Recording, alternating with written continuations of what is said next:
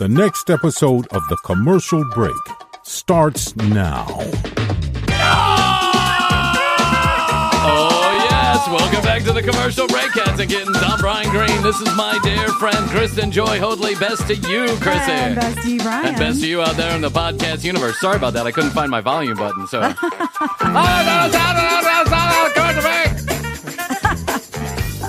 For all of those people out there who just need a little wake-up call, for all of the people who leave the wonderful Apple reviews that say, why is this guy screaming so much? That's why. This is my natural tone. When you have 12 to 16 children running around and a dog that's out of control, you have to keep your volume really high in this house to get attention. That's true. I've noticed that my little baby girl, who's like only 4 months old, she is like screaming at the top of her lungs, but not because she's upset, because she's like wants attention. She wants to be heard. Yeah, so she is getting it. She is using her lungs. She understands the game. She is ready. Anytime those kids start coming and playing, she's like, ah! They're trying to kill me. I watched the most, well, not the most fascinating documentary I've ever seen. It was actually kind of, I'd say middling, but interesting. Were you in a sorority? No. You were not in a sorority. Mm-mm. Did you rush for a sorority? No, I didn't. Oh, did you watch the Bama? I watched Bama thing. Did you watch it? No, I haven't watched it. Okay. I watched Bama Rush on HBO Max Plus, Discovery Plus, minus Max, whatever the fuck it is. By the way, I wrote them a note yesterday. It said, do you have any suggestions for us? You know, like, do you have any comments about the new app? And I said, the commercial break needs to be on your app. They might as well fold us on in. They've got everything else. They've got everything else. You can find 90 Day Fiancé, Naked and Afraid, and some of the most highly touted movies that have ever been made, all on the same crappy app called Max now. And I thought HBO Max was the best application out there. But now that they're taking off content that they own themselves, it's like the most ridiculous move. Why? So that they can resell it to other platforms. Gosh. Like they took off, not Game of Thrones, but they took off, what show did they take off that everyone was really into? I can't remember the name of the show that they took off, but they took off one of those series that they had. They took it off so that they could resell it to another application out there. And that's kind of like, I don't know. Like Amazon or something like that? Yeah, like Amazon or one of Tubi or Pluto or one of those, right? So essentially what has happened is we have tried to cut the cord, and now we're plugging the cord back in. I said the same thing to Jeff the other day. I was like, well, this kind of replaced cable. Yeah. That we were getting away from. That's right. It replaced cable. Now we all want cable again because it was so much better. I think the good old days of, Netflix spending $1 billion on every series. Here's the other thing that I was reading that's very interesting is the days of the golden goose with the streamers is gone. It is. It's gone. It's done. Forget about it. Prestige television is over for right now, at least. And the second thing that's happening that's really to me, doesn't feel great. And one of the reasons why I dislike British comedies, I love British comedies, but they almost never have more than 3 seasons. And Netflix, Amazon, HBO Plus, Max, Discovery Minus, all of these, they are doing the same thing. They only order 2 seasons, and if it's not like the best thing that ever happened on the app, you're not getting another season, which to me it doesn't give. Imagine if Breaking Bad had ended after season 1 because they had no ratings at all. Yeah. It would have been terrible. A travesty. A travesty. White people problems. # white people problems. Breaking Bad didn't make it to season 2. Well, it is one of the best shows. Fuller House didn't get a 7th pickup. So I'm on that HBO Plus, Max minus Discovery Plus, and I find Bama Rush. I had no idea. Mainly because I never stepped foot on a real college campus in my life. But so I don't want to sit here and take down the Greek,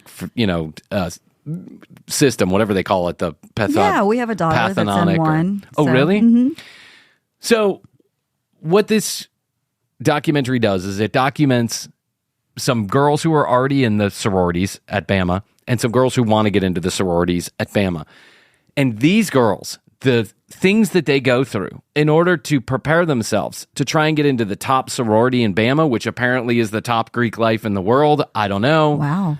But TikTok has made these girls famous, these Bama sorority girls famous. And Rush is now such a huge thing on TikTok that basically Bama has gotten crushed with these ladies who want to rush for the sorority. The most ridiculous things that they do, like hiring a sorority rush consultant. Oh my God. Hiring wow. a consultant to help you prepare to get into a sorority. These girls, the things they put themselves through, the anguish and the anxiety and the stress and the never-ending need to be better than they actually are or better than they think they are, is insane. It's insane. These girls are like so I can't imagine. anxious the about anxiety this. Yeah. of it all. Well, and for what? I don't know. I mean, I don't know because I was never in a fraternity, so I don't know what those things afford you. Well, you I'm make sure some good friends, and good networking for jobs later. Booze. That's it. And that's it, right? It's like a really big. It's like a tailgate for a networking event. You know what I'm saying? It's a tailgate for your professional career because then everybody else around you starts getting positions in, fancy law firms or whatever it is, and they drag you along with them because you're my fraternity brother, you're my sorority sister. So I understand that there are perks in life.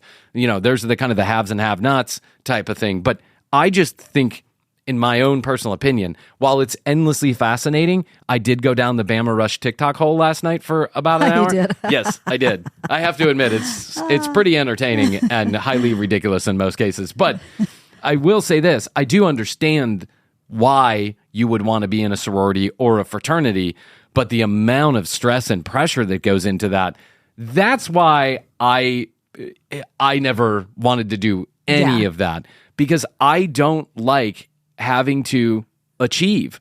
I feel like and I couldn't be more sincere when I say that. I don't feel like I want the pressure to achieve anything.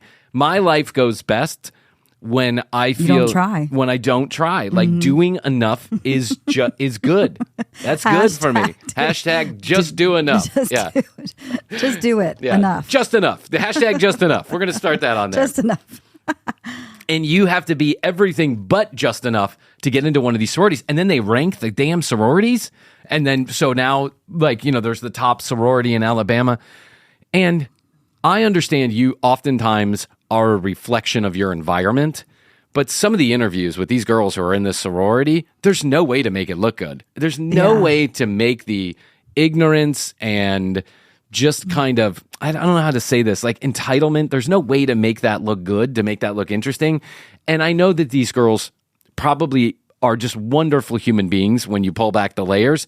But the way that they talk about being in a sorority and how they pick the girls and, why Greek life is important and why they have rule books that are 35 pages long. One girl gets kicked out of the sorority because she wore the wrong sticker at the wrong time on her jacket or something. She got kicked out of the sorority. And now this poor girl is like ultra upset and depressed for the rest of her life. She feels like she got dumped by the hottest guy in school because she kind of did. And I wouldn't say it sent her into a tailspin. I would say that it affected her greatly in the emotional department. And why? Why do you need it? When I'm 18 years old, the only thing that I was worried about, well, there was a couple things that I was worried about, but I'll say the top things that I was worried about is, where is D and how do I get to him quicker? Right. Why am I seeing trails 3 days after I stopped taking the LSD? And then which young lady is going to fancy me home tonight? Do you know what I'm saying? Those are like the things that I worried about when I was 18. And then maybe occasionally I worried about showing up to work on time. But even that wasn't all that important. The reality is it's expensive too. And that's kind of a shame because then people that maybe can't afford to be that's at what they were that saying top too. level, they can't. Saying like the average recruit spends $28,000 on recruiting activities. This one girl, she had a binder with all of her outfits in pictures and like answers to questions that could potentially come up during, rush. And then what's her preference school, right? On pref day, who she's going to pick and what happens if this happens. She had her whole life mapped out. She had each outfit in a bag, in a separate bag that she was putting in boxes, so she knew exactly how to get to them. And if one outfit, if it was like raining one day, she was going to have this outfit. If it was sunny, she was going to have that outfit. It was and these ridiculous sorority rush consultants. God, the consultants. The consultants. Of course, there's a consultant. Of course, there's consultants. Krissy, the business has popped up. we could do this all day long. For mediocrity in life is what we do. We are mediocre life coaches. That's what we'll do.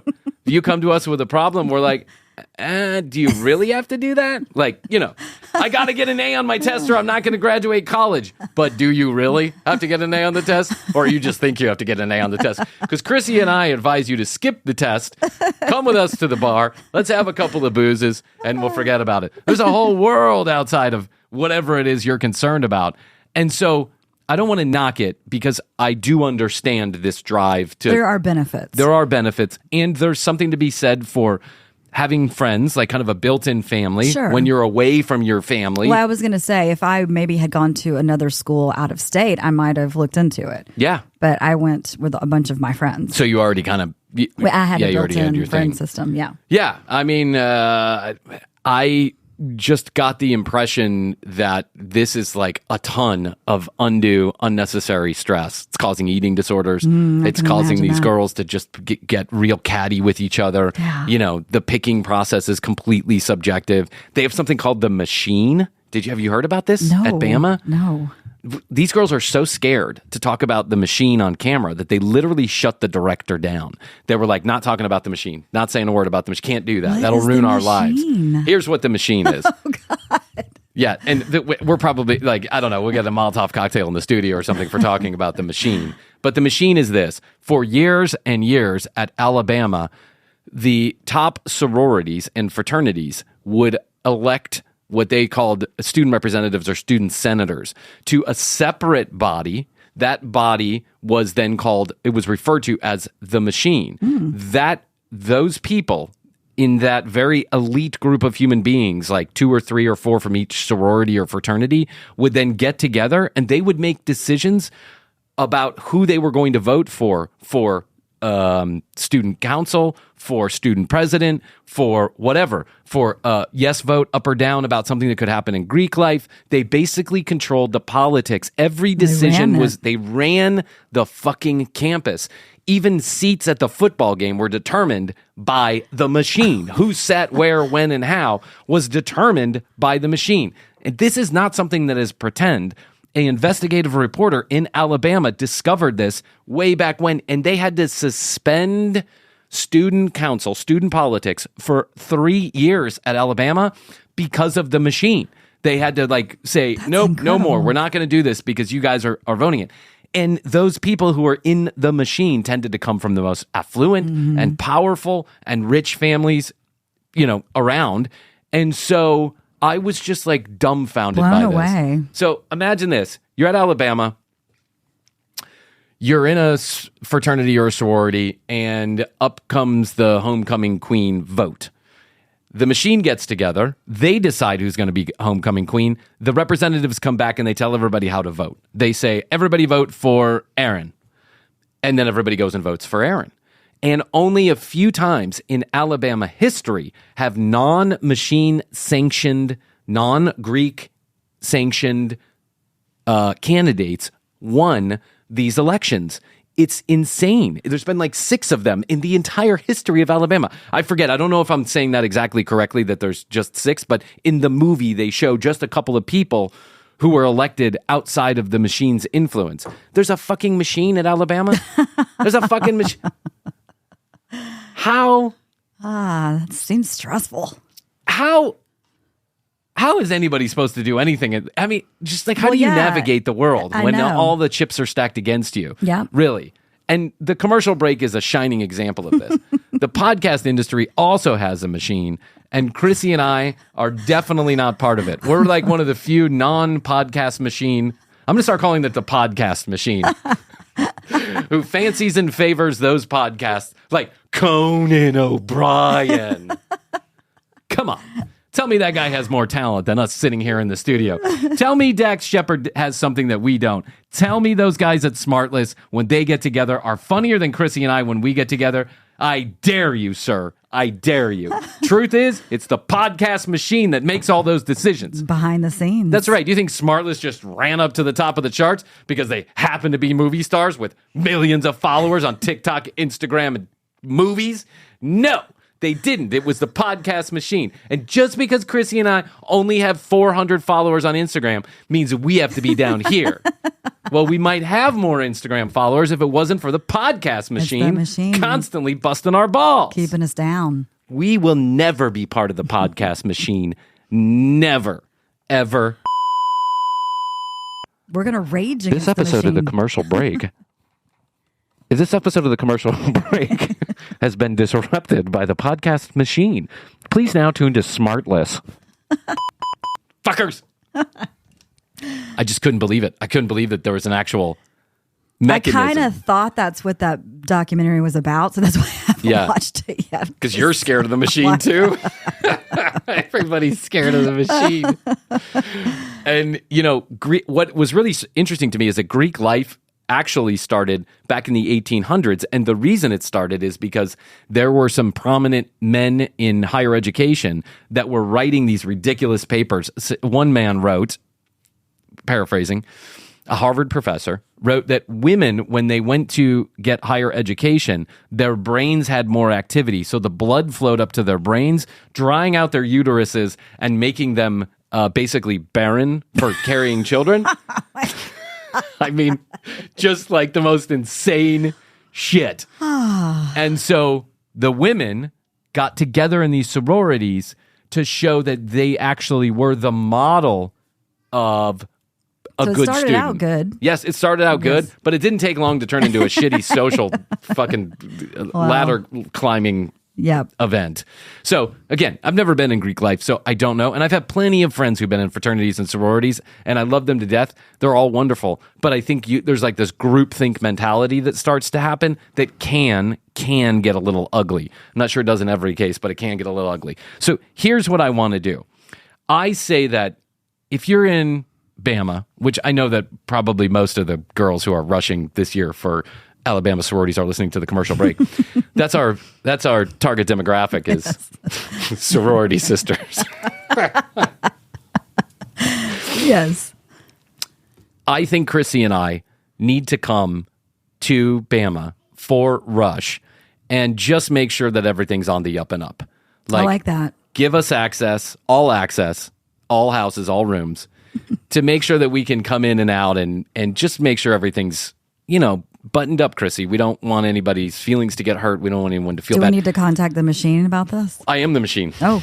I am the machine. Okay. And I made the decision that I have a backstage pass to all sorority houses in Bama starting now.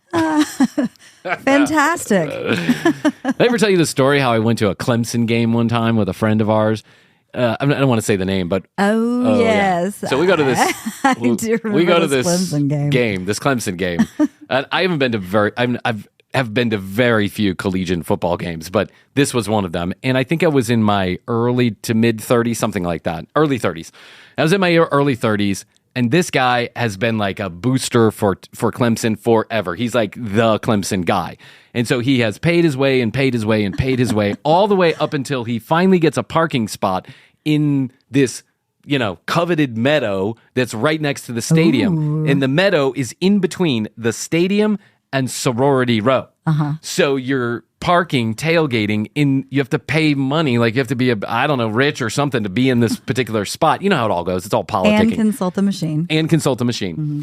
And so the Clemson machine puts us in this weird meadow that we're just sitting there drinking beer. And I'm with this guy and his family and his children. We go to the game and we had a couple beers, and he actually snuck me into the stadium because he didn't have a ticket for me. And the whole ride up there, I'm riding with his family in the back. There's kids screaming. I'm hungover from the night before. I have no idea what's going on. And he keeps telling me, don't worry about it, man. We're going to get you in there. No problem. I know all the security guards. This is so easy. And I was like, okay, dude, if you say so. I got you covered, Brian Green. Don't you even worry about it. Remember how he talked? Oh, yeah. I do. So I said, okay, buddy, I don't worry about it. So no shit, we get up there, and he's like, all right, here's what I'm going to do. I'm going to go in first, and then I want you to run over there, meet me over there. I'm going to hand you my ticket stub, and you say you accidentally left and you were trying to get back in, even though they don't let people back in after they left. So I was like, this is a ridiculous thing. This is never going to happen. Never going to work. It's like stubbing somebody down at a concert. Yes, exactly. Yeah, handing off the ticket until you get 30 people in a row that only fits 5. Right. Yeah. Welcome to every Widespread Panic concert ever. Everybody ends up in the front row. That's just how it works. You either end up in the front row or way in the back because you're too fucked up to know how to walk. So I take the ticket stub, I get to the front, and I'm like, oh, I left, and now I'm coming back in. And the security guard's like, no insies, no outsies. Sorry, brother. And I was like, fuck, I can't get in. So then I go run back to the gate, and he's like, oh, shit, didn't work? All right, listen, I'm coming back out. And I'm like, no, you don't come out. Then we both are stuck. Like, I'll just go back to the car. It's fine. Like, I don't really need to see the game. I'll listen to it on my phone or whatever. So he comes back out, and then he's got 2 ticket stubs with him, right? So he goes up to this other security guard. He hands the guy the ticket. The guy goes, nope, no insy outsies. I'm sorry.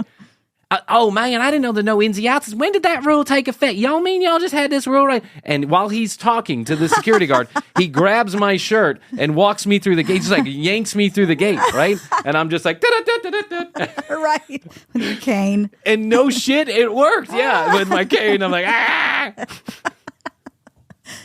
No shit, it worked.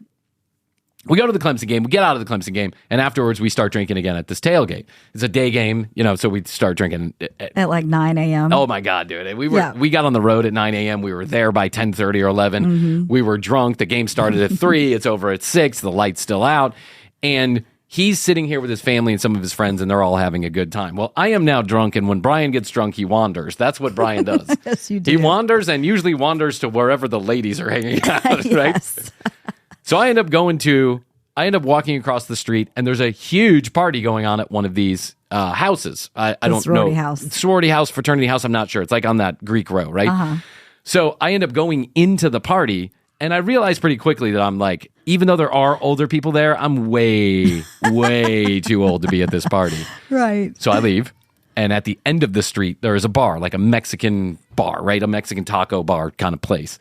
And so I go in there. It's just like every other college bar anywhere. Yeah. There's no chairs whatsoever. A few scattered tables. Right. Many people like in various states of undress and drunkenness, taking shots everywhere. And so I go in, and immediately there's like a group of people that are I'm just in the group, right? We're all having fun. Everybody, you know how it goes. You walk in, you don't really know what happens, but all of a sudden you're laughing with them. They're laughing with you. You don't even know each other's name. Within 15 minutes, I am kissing somebody. I'm at a college game and I'm kissing somebody. Now, to be clear, I do not believe this girl was actually in college. I think she was older than that, right? But I'm just She's a visiting sister. Something like that. Like, yeah, visiting sister. So I'm kissing somebody and I'm like, oh my God, what's going on here? This Clemson shit is crazy, right? It's awesome. So then we laughing, joking. And so then the guy's texting me. He's like, hey, man, we're going to go, And I'm like, hey, put your number in my phone and, we'll stay in touch. And she's like, no, game day stays with game day. And I was like, what? What? No insies and outsies. Yeah, she's like, no insy outsies. And I was like, really? Like, we can't exchange phone numbers? She's like, no, sorry, hon. She goes, where do you live? And I'm like, Atlanta. And she said she lived in some far-flung location that she probably did not live at. She probably lived right, next door to me in Atlanta. But I'll just never forget how crazy that whole scene was. Like, whole Greek row was just insane. Mm-hmm. No, I had friends. We would go party with all the friends that were in fraternities. Yeah. At Tennessee. Maybe I should have joined. Those things got crazy. Yeah. Maybe I should have joined a fraternity. Probably should have gone to college first. Right. But then after I got to college, I probably should have gone to fraternities. My friend David, he used to live in this townhouse in Athens. And the townhouse backed up to one of the fraternities. But not like one of the well-known fraternities.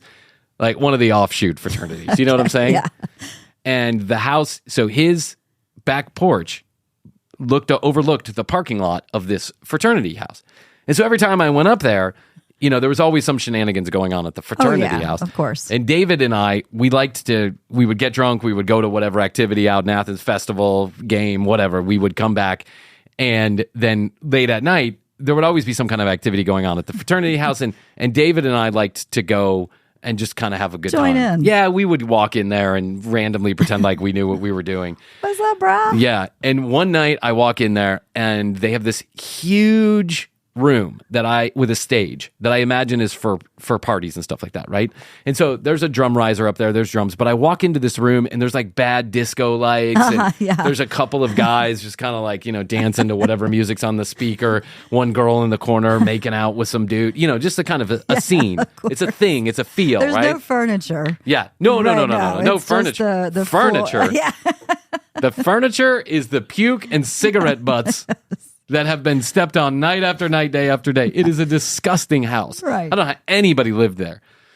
But I go into this room and I realize that like of the 15 or 20 of us that are standing in the room, all these guys, it was that time when all the guys in every college everywhere in the South were wearing either T-shirts or polo shirts with the vests. You know what I'm talking about? Yeah. The vests. Mm-hmm. And the song Who Let the Dogs Out was a thing back then. So I don't know why it came to my head, but it did. And I went, and I was drunk, and I went and I grabbed the microphone and I turned it on and I said, I have a question. And everybody's kind of like, half drunk, Right. like one eye Turning open, like around. looked at me. Yeah. Who's this that? fucking dude? When did Dad get here? And I go, who cut the sleeves out?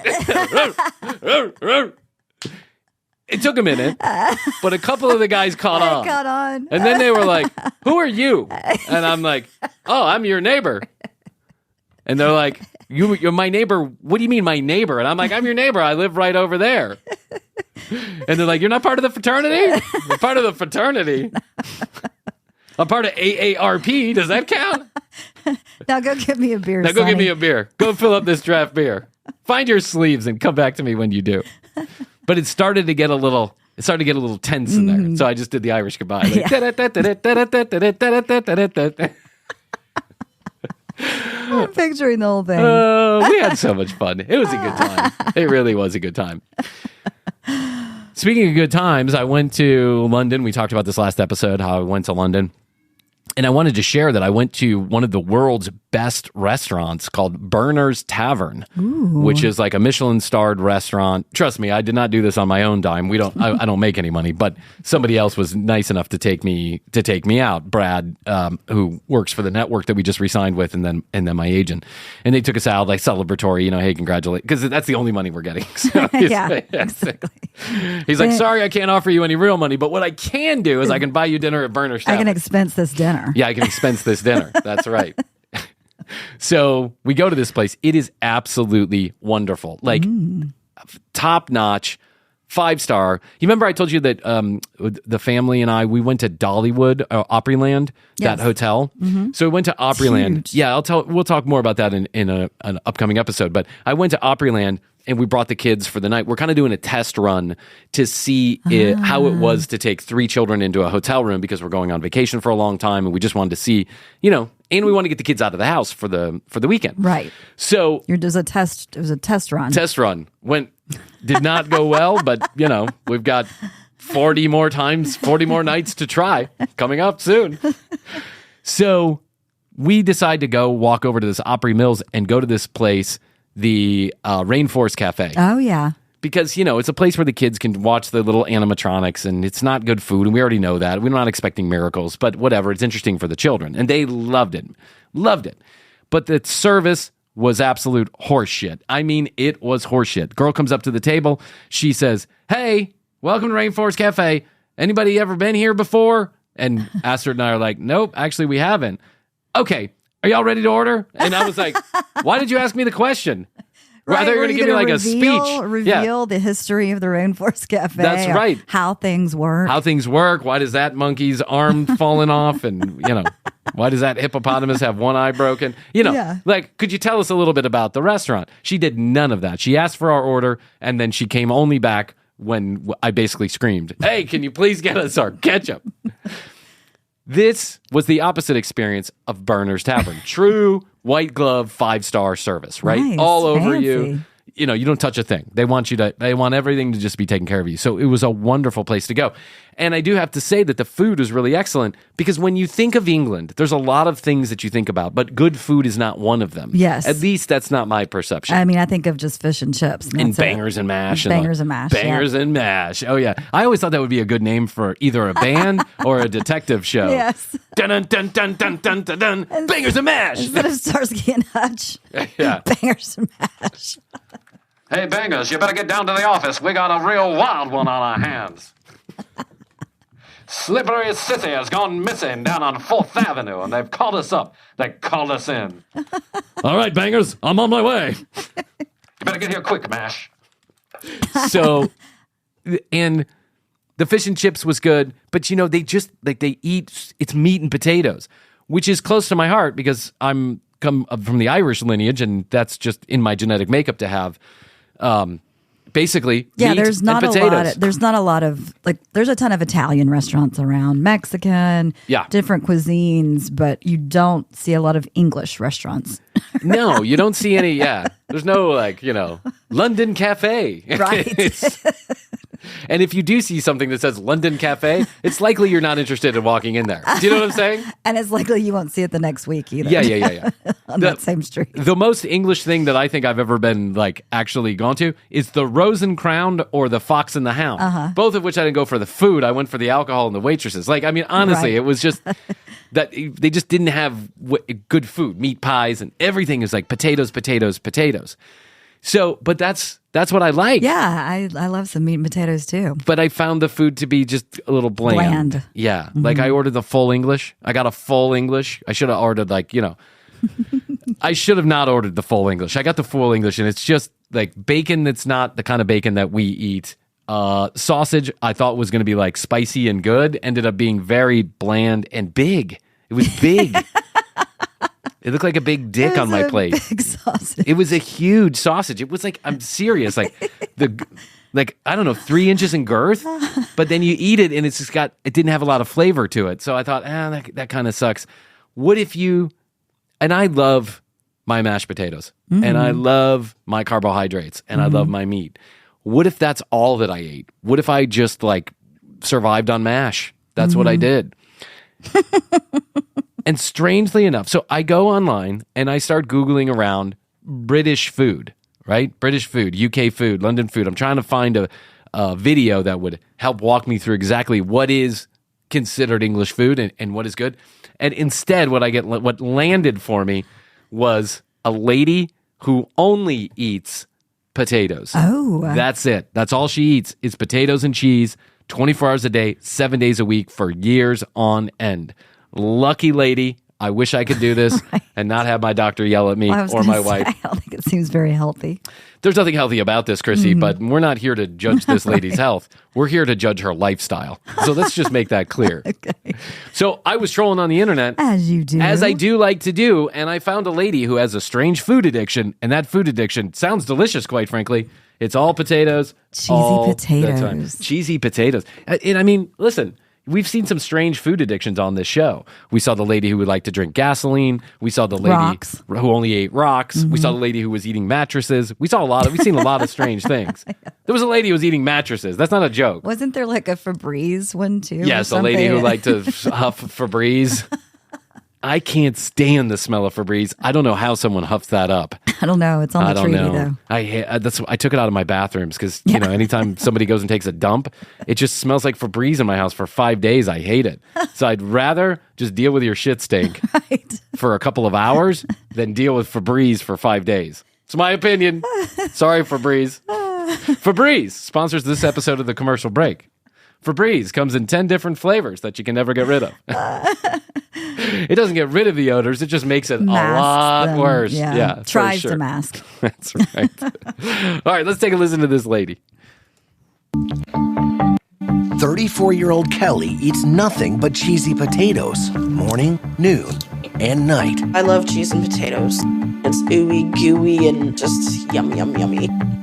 Each and every day, Kelly eats a minimum of 8 potatoes and 4 cups of cheese, amounting to a whopping 8,000 calories and Jeez. 8,000 calories a day. And I'm just breaking my balls trying to get under 2,500. And this lady's eating 8,000 calories a day. Now, she's got the body of someone who eats cheesy mashed potatoes 24 hours a day. But let's put that aside for a second. How can you ingest 8,000 calories a day and your stomach still works? I don't know. Yeah, it seems like there'd be digestive issues. Yeah, imagine this lady in the morning. You would not want to be married to this. I'm telling you right now. You'd need... In that case, I would allow the Febreze. I'd say Febreze is allowed. For sure. When a guy's like, meet Kelly. She only eats rhinoceros cock. I wish that's what he said. 176 grams of fat a day. When I eat cheesy potatoes, it instantly puts a smile on my face. Of course. Right. Who doesn't get a smile on their face with cheesy potatoes? Exactly. There's only one person I've ever known in my entire life that didn't want cheesy potatoes, and all she ate was salsa. So, right. Yeah. Over the course of a year, Kelly consumes about 3,000 pounds of potatoes. Wow, and she's 23 times frying them up. She's frying them up. Mm-hmm. She fries them up. She mashes them up. She makes them into chips. She puts up cheese on all kind of potatoes. And she was eating them like a nacho. I know. What is wrong with this country, honestly? What is wrong with us as a society? That there are children that are starving around the world. We've got so many problems. Kids dying in schools, global warming, the whole 9 yards. Everything is the worst thing in the world. And this lady is able to eat cheesy potatoes like they were nachos at Chili's 24 hours a day, 7 days a week. No problem. No problem. I guess at least she's not adding like bacon and then dipping them in sour cream because they have those. Yeah, that's what I would do. The loaded potatoes. Oh my God, the loaded potato skins. They're so good. Oh, there was a time in my life when a loaded potato skin. I love them. This was a time in my life when Fridays or Chili's was about as nice as it got. And that time just ended about a year ago. Right. Just letting you know. I know. Just letting you know. I finally got enough money to go somewhere besides Fridays or Chili's. I worked at Outback when I was younger, and so they had the fries. Oh, the bloomin' onion. Wow, the bloomin' onion. And they had the fries with the bacon and the cheese and all of that. I was able to eat it then. Now, nope. Doesn't work like that anymore. I know. I'm so mad at myself. I go to that fucking Rainforest Cafe, and there's only one. There's a burger that you pretty safe bet with a burger most of the time. Even if it's bad, you can take a couple bites and eat the French fries. But then I go for the chicken fried chicken. Is the Rainforest Cafe. We love all animals except for that cow and those chickens, that pig, these fish. So I order that chicken fried chicken, and it comes out, and they couldn't even make the mashed potatoes taste good. But here's the point. I eat like 5 bites of that chicken fried chicken, and my stomach is already revolting. I already feel so full. I'm like, okay, that's enough. I don't want any more. But there was a time when 5 orders of loaded baked potato skins was a meal. Oh, yeah. Yeah. And that time was usually after 20 Bud Lights. I was going to say... I think we had some drunken meals in our day. I think the reason why I don't suffer hangovers as easily as I used to is because I can't eat like I used to. So, when I used to get really drunk before, I would just make sure I had an incredibly large meal before I passed out. Mm-hmm. And usually that would just absorb the alcohol. I'd be fine in the morning. Now I can't do that anymore because I don't even have gut issues. So you know what I do? I just don't drink. Right. More than the average American. And close to 1,500 cups of cheese. It's definitely more than food. It's like crack to me. I gotta have it. As a child, Kelly ate other foods, but cheesy potatoes soon became her favorite. My mom took me to a fast food restaurant, and they had cheese fried fries there, and ever since I had those, I just fell in love with them. Kelly's eating picturing habits. her as a kid. Yeah. Now. I'll only have cheesy potatoes. I want cheesy potatoes. No. Because some kids do get stuck on like a food when they're kids. That's right. Come on, honey. Let's have a double Whopper. No, I want cheesy potatoes. That had to be so frustrating for the parents. Oh my God, I would have been fucking... I know this struggle. Because sometimes these kids get something in their head and you just they can't... want it all the time. They want it all the time. It's like, can I have more cheesy poofs? No, you can't have more cheesy poofs. God, get it out of your head. They don't even eat dinner. They just want cheesy poofs and ice cream. Changed around age 4 when she visited with relatives. There she was forced to eat food that didn't agree with her. My mom told them that I don't like ham and eggs. They made me eat them, and I threw it up all over the table. Since that time, my diet has consisted of cheese and potatoes. every meal, breakfast, lunch, Exclusively. Okay, Kelly, let's settle down here a little bit. Everybody has a shitty grandparent that was forcing food down their throat they didn't like. Okay, I didn't like fruitcake during Christmas, but I had to eat it. Ham and eggs doesn't sound too bad. And why did you throw it up all over the table? Probably just because she was so unfit. Yeah, she worked herself up. She's a fucking brat. Kelly's nothing but a brat. I've determined. Young Kelly was a brat, and that's how she ended up like this. For probably 30 years. Can I get 3 orders of French fries, and can I have cheese put on those fries? I won't eat at work. I'll go through it.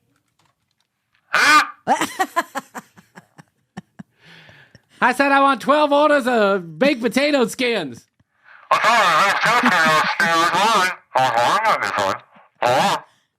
With cheese.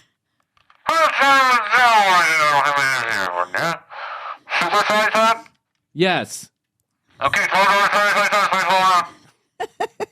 first window. I know. I had that pilot on the Virgin Atlantic flight. Swear to God.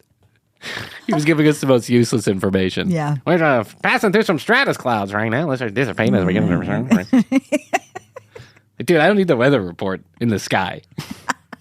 Nor do I need to know what the weather is 8 hours before I land. It should be sunny outside when we get there. It's 60 degrees, 22 Celsius. Shut up and fly the plane.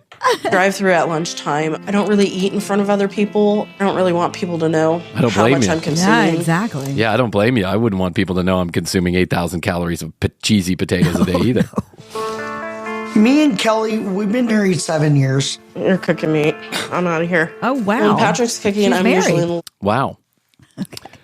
You'd think the husband would have a few words, pull her aside, and be like, you're going to die. We're going to have to change. Yeah, we're going to have to change something. Well, he's so cooking vegetables right now. Yeah, I was going to say he could at least like rotate in some good stuff. Yeah, you know what they say. Once a cheesy potato mouth, always a cheesy potato mouth. Shut your cheesy potato mouth. Do you think she's Russian Bama? I don't think so. Okay, just checking. Living room watching TV because I don't even like being in the kitchen. Kelly can't stand to smell or even touch most foods, especially vegetables. Well, first of all, this guy's cooking raw chicken with vegetables. That's a really bad idea. It is. That's not how you do stir fry, is it? Aren't you supposed to cook the chicken first and then throw in the vegetables? Okay. You should try this because green. Oh, sorry. You're cooking meat. I'm out of here.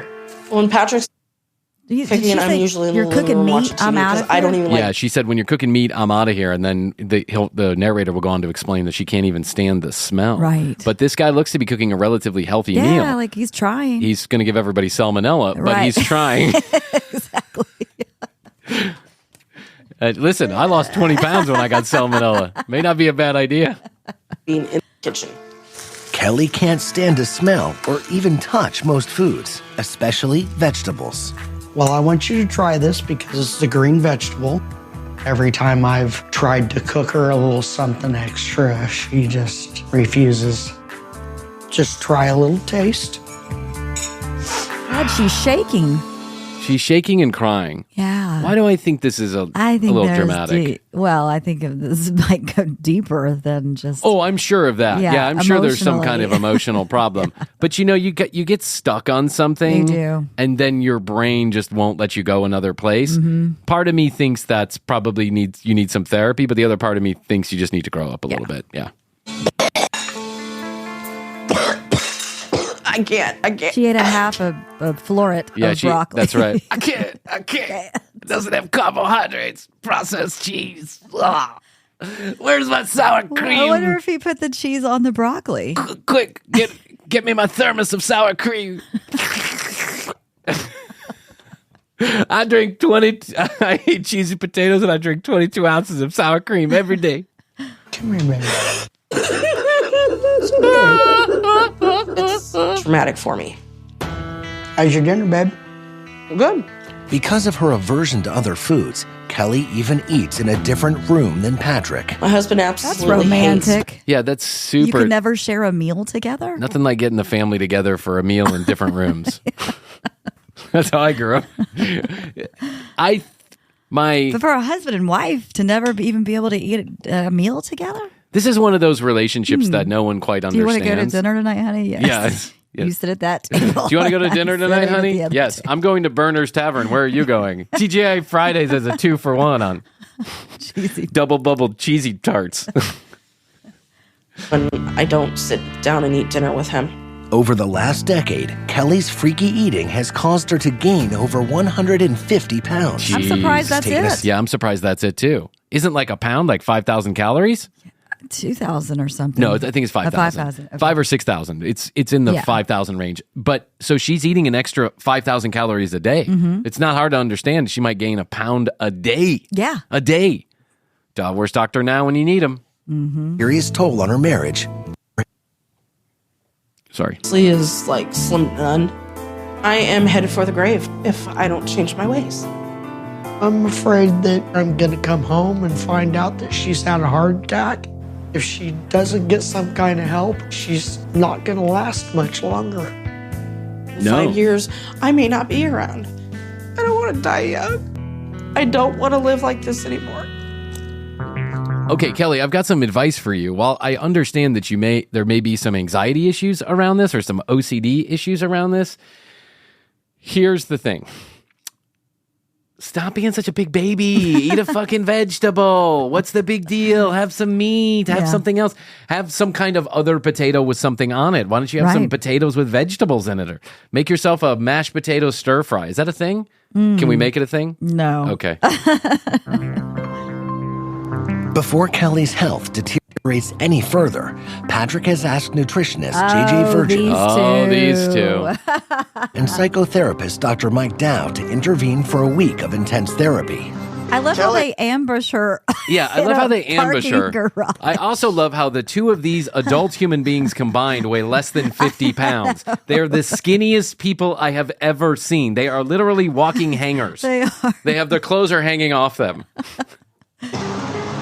Hi. Don't be alarmed. We were sent by your husband. Don't be alarmed. We're just walking up on you eating cheesy potatoes in your car. We caught you. Yeah, we've got you. Your husband sent us to thoroughly embarrass you.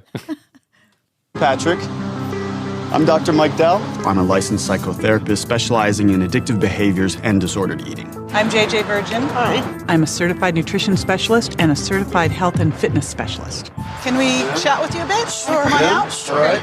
When JJ and Dr. Dow walked up, I didn't know I have 4 separate online degrees. I think it kind of startled me. Why do you eat in secret in an alley? I don't want people to know what I eat. That's how your conversation needs to start with someone, that there is a definite problem. If the opening line is, why are you eating in secret in an alley? My husband won't let me eat cheesy potatoes. Ashamed of it. How has this impacted your health? I mean, right now, I'm okay. But heart disease runs in the family and diabetes. Kelly's health is a ticking time bomb. This is a critical time for Kelly. It's really make or break. I am so worried about it. I know your husband's worried about it. And I also see that you know that the French fries Is it and the bad cheese that is I'm actually hungry increasing. now, though? Yeah, for I know. cheesy I really want cheesy potatoes, too. I wish we had some right here in the studio. Anybody has any cheesy potatoes, send them along. All right, I can guarantee you I know what happens next. They save this lady from the cheesy potatoes. Yes, they make her eat a vegetable. We ran out of time. I talked too much. That's what I did. I talked too much. I'm sorry. I ran out of time. Maybe we'll revisit it. Maybe we won't. Don't get your hat hung on that one. But you get the point. She's unhealthy because she's eating cheesy potatoes. It's completely completely different than cream and cereal. That's a different addiction altogether. Oh, yeah, Just want you totally to know. different. I'm waiting for somebody to pop up and when I'm in the kitchen at night and some guy just dives through the window. I'm Dr. JJ Virgin, and your wife wants to know why you're eating creamy cereal. It's really good. Want to try? No, I don't eat food. Yeah, exactly. So skinny. All right. Well, if you're going to rush Bama, let us know. TCBpodcast.com. Hit the contact us button. Comments, questions, concerns, content ideas. We're taking them all. TCBpodcast.com. But most importantly, get your 21 EPM sticker, and I cannot tell you how important it is to get 21 EPMs every month. Guys, keep your prostate healthy. Yes. Get it cleared out. Get it cleaned out. Ladies, get your boobs examined. Get that BRCA gene, the BRCA gene, right? The BRCA gene test if you need to. It's that time. Don't fuck with your health. 21 EPM stickers are available by going to the website. Hit the Contact Us button. Send us a message. We'll send it out the door. Make sure you give us your physical address. 1-855-TCB-8383. 1-855-TCB-8383. That is the non-spam text message line where you can communicate with us directly. Someone here on the team always responds. It's never spam. We don't sell your information. So give us a shout. 855-TCB-8383. At The Commercial Break on Instagram. Hashtag TCB Podcast on TikTok. And most importantly, YouTube.com/The Commercial Break. That's where you'll find fully edited episodes of the show the same day they air on the audio feed. Comment, subscribe, like on your favorite video. Please leave us a review on Apple. It really does help the show. Grateful for every one of you. Krissy, I guess that's all I can do for now. I think so. So I will say that I love you. I love you. And I will tell you that best to you. And best to you. And best to you out there in the podcast universe. Until next time, Krissy and I always say, we do say, and we must say, Chianti Classico. Goodbye.